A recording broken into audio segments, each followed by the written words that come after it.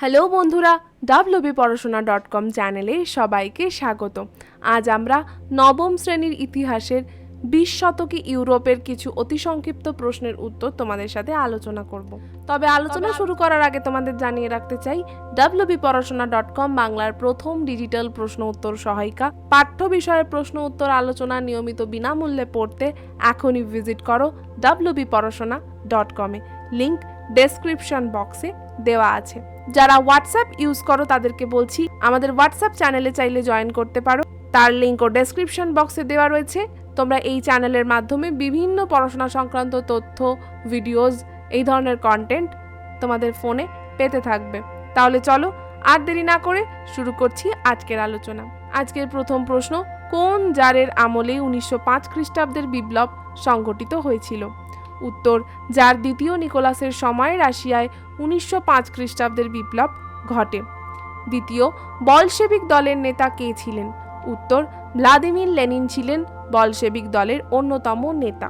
তৃতীয় প্রশ্ন, ব্রেস্ট লিটোভস্কের সন্ধি কাদের মধ্যে স্বাক্ষরিত হয়?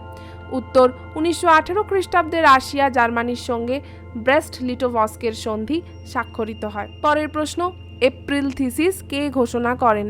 উত্তর, ভ্লাদিমির লেনিন এপ্রিল থিসিস ঘোষণা করেন। পঞ্চম, ত্রিশক্তি মৈত্রী বা ট্রিপল আঁতাতের প্রধান সদস্য কারা ছিল? উত্তর, ত্রিশক্তি মৈত্রী বা ট্রিপল আঁতাতের প্রধান সদস্য ছিল ইংল্যান্ড, ফ্রান্স এবং রাশিয়া। ষষ্ঠ প্রশ্ন, মুসোলিনির উপাধি কি ছিল? মুসোলিনির উপাধি ছিল ইল দুচে। সপ্তম প্রশ্ন, মুসোলিনি প্রতিষ্ঠিত রাজনৈতিক দলের নাম কি ছিল? উত্তর, মুসোলিনি প্রতিষ্ঠিত রাজনৈতিক দলের নাম ছিল ফ্যাসিদা কম্বাটিমেন্টো। আলোচনার ফাঁকে তোমাদেরকে শেয়ার করে নেবো একটা বিশেষ বিষয়।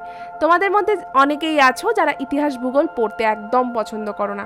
তার কারণ মোটা মোটা বই, বড় বড় নোটস মুখস্থ করতে পারো না। তাই তোমাদের কথা মাথায় রেখে wbporashona.com নিয়ে এসেছে to the point ebook series. এক নজরে পড়া মনে রাখা সেরা উপায়। নবম শ্রেণীর ইতিহাস ও ভূগোলের ওপর পাওয়া যাচ্ছে। কি থাকছে? প্রতিটা অধ্যায় থেকে গুরুত্বপূর্ণ পয়েন্টসগুলো আমরা এই ইবুকে একত্রিত করেছি, তাও মাত্র 30 পাতার মধ্যে। হ্যাঁ, গোটা সিলেবাস 30 পাতার মধ্যে। তাই এই কয়েকটা পাতা যদি তোমরা ভালো করে পড়ে ফেলতে পারো, তাহলে পরীক্ষায় প্রশ্নের উত্তর লেখা হবে এখন অনেক সহজ। তাই আর দেরি না করে স্ক্রিনে আসা নাম্বারটিতে ডায়াল করতে পারো, অথবা কোনো কিছু জানতে হলে আমাদের হোয়াটসঅ্যাপ করতে পারো।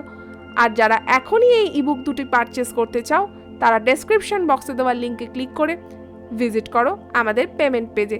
সেখানে পেমেন্ট কমপ্লিট হলেই 24 ঘন্টার মধ্যে আমরা এই ইবুক দুটি তোমাদের হোয়াটসঅ্যাপ অথবা ইমেল অ্যাকাউন্টে সেন্ড করব। ফিরে এলাম আবার আগের আলোচনায়। অষ্টম প্রশ্ন, মেইন ক্যাম্প গ্রন্থটি কে রচনা করেন? ভীষণ ইম্পর্টেন্ট কোয়েশ্চেন। উত্তর, মেইন ক্যাম্প গ্রন্থটি অ্যাডলফ হিটলার রচনা করেন। নবম প্রশ্ন, হিটলারের উপাধি কী ছিল? উত্তর, হিটলার ফুয়েরার উপাধি নিয়েছিলেন। 10, প্রাভদা কি ছিল?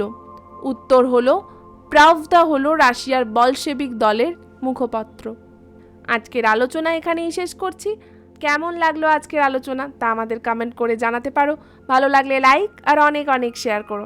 যারা আমাদের এই ইউটিউব চ্যানেলটিকে এখনও সাবস্ক্রাইব করোনি তাদেরকে বলছি, প্লিজ সাবস্ক্রাইব আওয়ার চ্যানেল আর বেল বাটনটা অবশ্যই প্রেস করে দাও। আবার দেখা হবে অন্য কোনো পর্বে।